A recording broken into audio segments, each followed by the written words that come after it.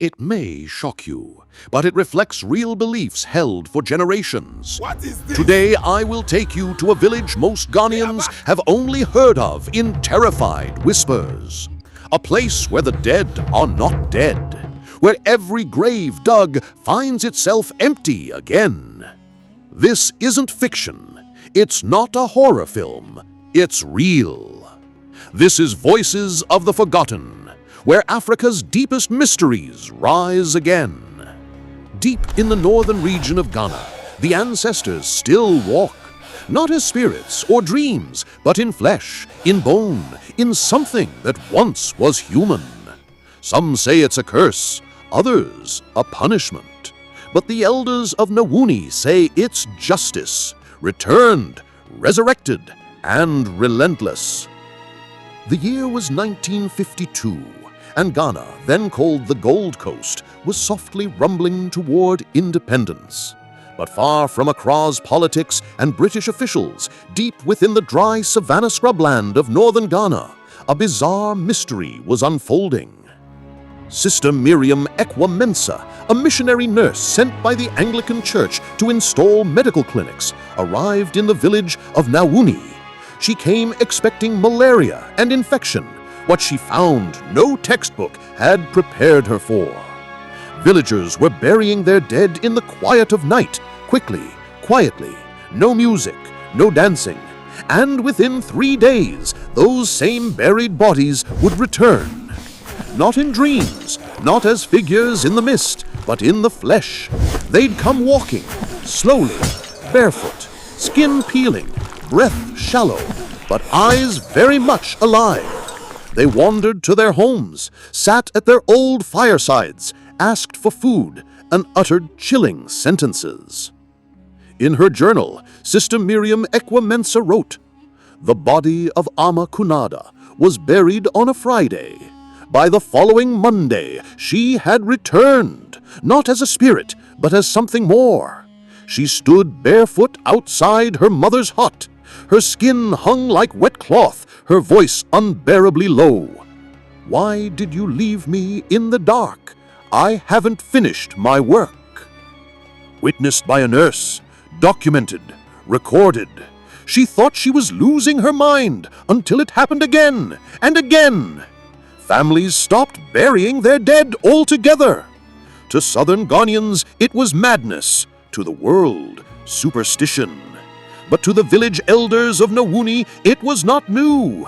It was ancient, older than Christianity, older than Islam, even older than the kingdom of Dogbon. They spoke of a time before known time, of the rulers of the land, the Boni Kwanwa clan, who held spiritual laws tighter than swords, and of a terrifying rite practiced only by their priestesses. Zewura Nyɛla, the calling of the bone back. It had nothing to do with heaven, angels, reincarnation, or comfort. It was justice, spiritual reckoning. When someone died unjustly, murdered, betrayed, or silenced, this ritual could summon their remains for answers, for vengeance. Only bone callers could perform it. Women trained in ancestral law, spirit negotiation, and fate weighing.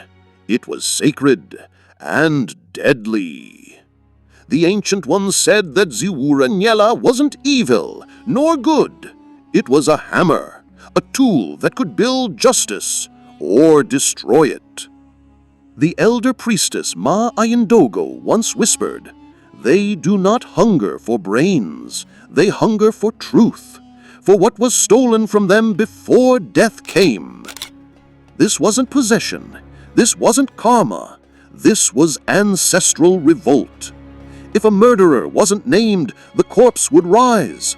If a family hid shame, the bones would shake and dig themselves out. If a soul died with a lie in their name, they would return to correct it. But the ritual came with 7 blood codes, unwritten spiritual laws. Break even one, and consequences fell on the whole bloodline. But in Nawuni, one family learned what happens when even one blood code is broken. It was the year 1968. The river was low. The moon hung dull and orange, like the eye of a dying god. A woman named Tama lost her son Nimya to snakebite. He was 10. He passed during the swearing of an ancestral oath between clans, but the family hid that fact, fearing tribal shame. At the boy's burial, the coin, the one meant to symbolize truth, was cracked. 3 nights after the funeral, villagers spotted tiny wet footprints leading to Tama's doorstep, beginning at the grave. Dogs barked all night, then whimpered, then went silent.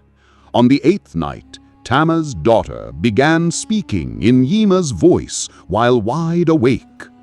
"Mama, I wasn't finished counting the stars." The villagers returned to the red earth, but the grave was empty.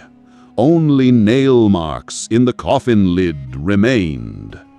They say that even now, when children play near the burial grove, a boy-shaped shadow walks among the maize, dragging something that sounds like wood scraping earth.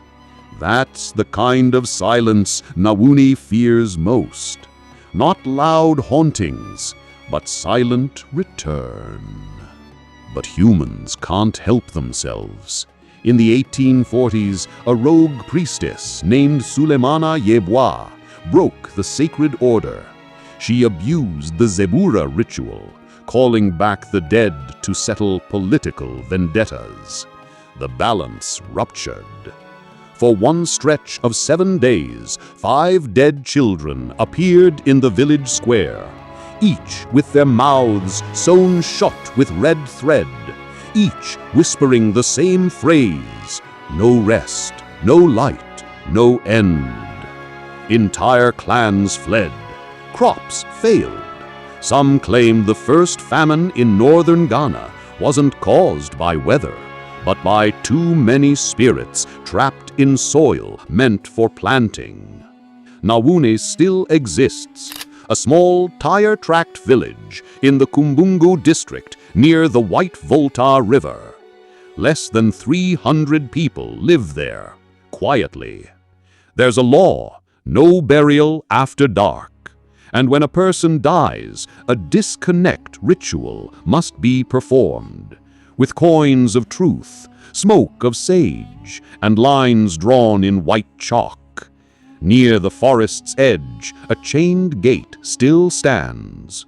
No one uses it. On the stone beside it, an old carving reads, "The body comes back if the mouth lied." Yes, but hidden now. Between 1991 and 2005, researchers from the University of Ghana quietly documented 17 corporeal returns in Nawuni and its satellite villages. Local healers say these cases are ancestral echoes of unpaid spiritual debts.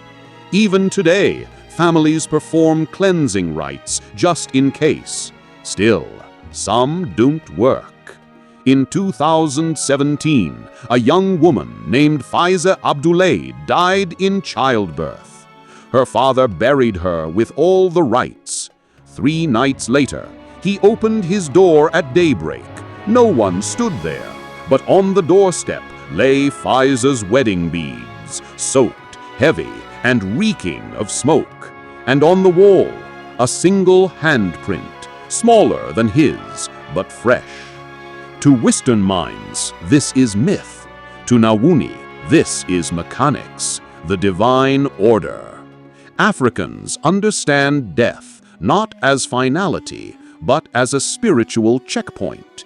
You do not become an ancestor simply by dying. You become one by dying well, with peace, with truth, with justice. Fail that, and death is just another kind of prison. Strangely, Nawuni's tale reflects stories whispered far beyond Africa.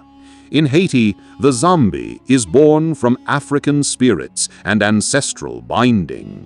In Ireland, the restless dead walk in forests at night, seeking graves that were never blessed.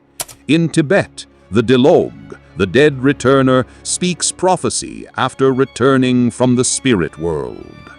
The world has always known. Truth buried in silence always finds its way back. Nawuni just speaks it louder. So tonight, as you rest easy in your world of schedules and streetlights, ask yourself, what lies have you buried? What truth still has no grave? What promises still echo unanswered? Because in Nawuni, the dead are not dead. They are listening, they are waiting, and they will not stay buried until the truth sees light. If you want more untold African mysteries and real spiritual truths, like, share, comment your thoughts below, and subscribe. This is Voices of the Forgotten.